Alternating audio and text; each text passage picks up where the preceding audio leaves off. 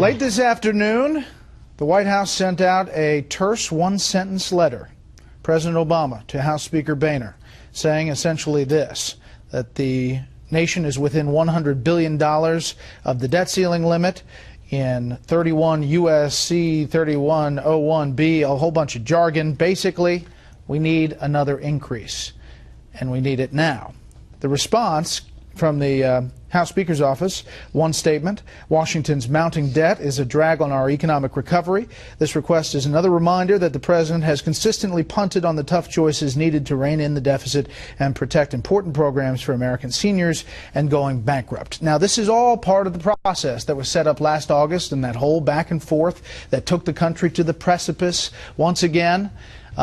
This is the last and final request for the debt ceiling increase. We're back with the panel, but it's just 4.5 months, Charles, and here we are knocking on the door once again. But it's also, it seems like an eon ago when the debt and deficit and overspending was the overhanging issue. It was, of course, in the midterm election. It was all through last year. And then Obama and the Democrats devised a counter-narrative about inequality, the 1%, the Republicans as the defenders of the plutocrats who are raping the working class. Well, right now that's the story because it's become the story inside the Republican campaign. So the old story, the Republican story of the debt, overspending, overreaching, is now way in the background. And the Republicans are going to act on this next week. They're going to vote against the raising of the debt ceiling. But everybody will be in South Carolina. Nobody is going to be covering that. It'll be an event that I think will go almost unnoticed.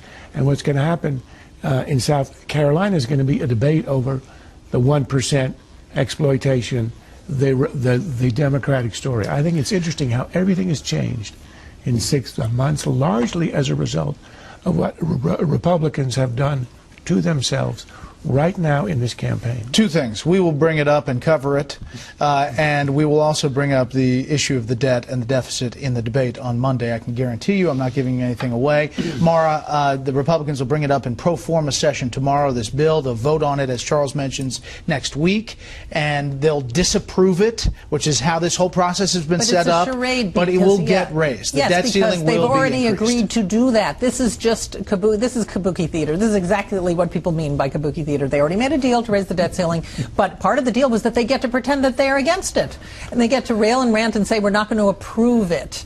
So it was the most convoluted Rube Goldberg process thought up by Mitch McConnell, who actually is a very smart guy, found a way for people to have their cake and eat it too. But the bottom line is the debt is increasing and